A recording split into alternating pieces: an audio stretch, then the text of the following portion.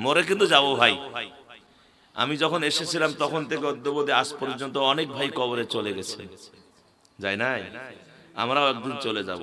আমাদের প্রত্যাশা, আমাদের আশা, আল্লাহর কাছে আমাদের ফরিয়াদ যে আল্লাহ তুমি আমাদেরকে এক জান্নাতে থাকবার তৌফিক দান করে দিও। এক জান্নাতে থাকবো, ওখানে যদি ওয়াজ হয় কেমন লাগবে? হ্যাঁ, ওখানেও তাফসীর হবে ইনশাআল্লাহ। সম্মানিত হাজিরান, প্রশংসা জ্ঞাপন করে নিচ্ছি ওই আল্লাহর, যিনি আমাদের রব, যিনি আমাদের পালন কর্তা, রিজিকদাতা, যিনি আমাদেরকে সম্মান দেন, ইজ্জত দেন, ঠিক কিনা? আমাদেরকে সম্মান কে দিয়েছেন? আমরা এক ফোঁটা নাপাক পানি থেকে তৈরি, মাটির নির্যাস থেকে, পচা দুর্গন্ধ যুক্ত, যেটার কোনো মূল্য নাই।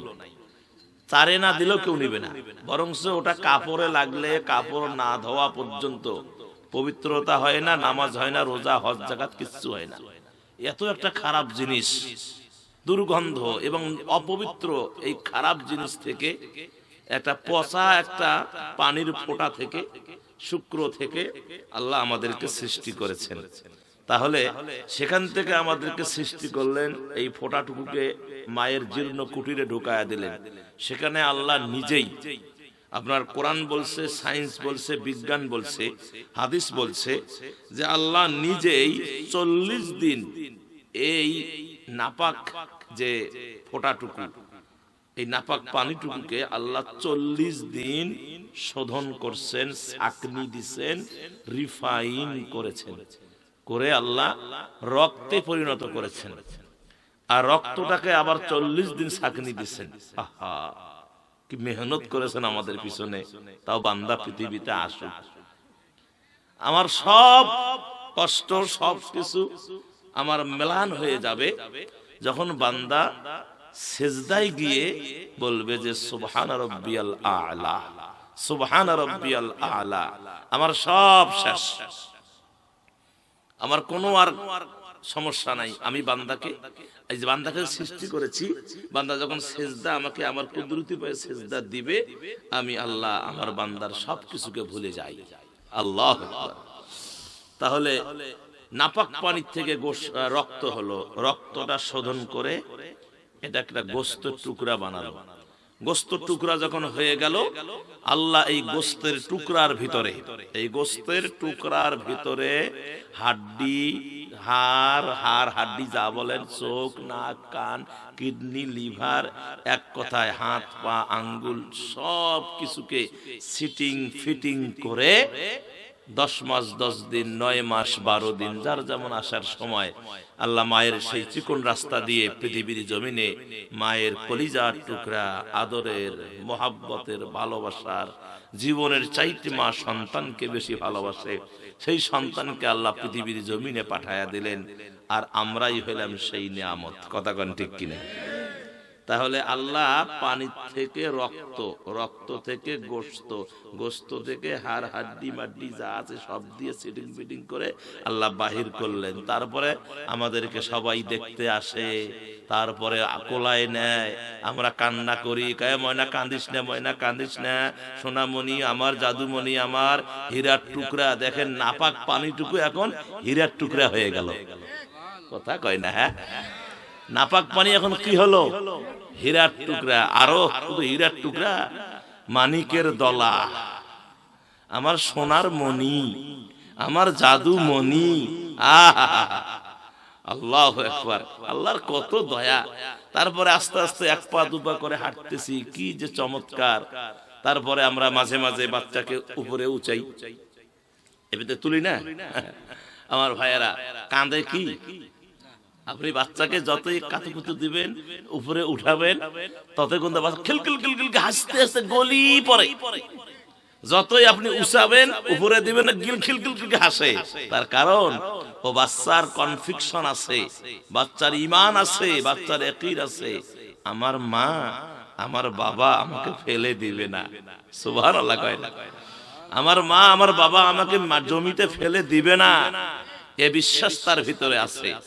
আমার সম্মানিত ভাইয়েরা, তারপরে আস্তে আস্তে বড় হচ্ছি, স্কুলে ভর্তি হলাম, সেখানে ক্লাস 1-এ ফার্স্ট হলাম, ক্লাস 2-তে ফার্স্ট হলাম। এই দেখেন সম্মানটা আস্তে বাড়তেছে বাড়তে বাড়তে একবার মেট্রিক পাস করে ফেললাম, তারপরে ইন্টারমিডিয়েট, ডিগ্রি, তারপরে কি MA, তারপরে BCS ক্যাডার হলাম, তারপরে কামিল পাস করলাম, মুফতি হলাম, মুহাদ্দিস হলাম, বড় বক্তা হলাম।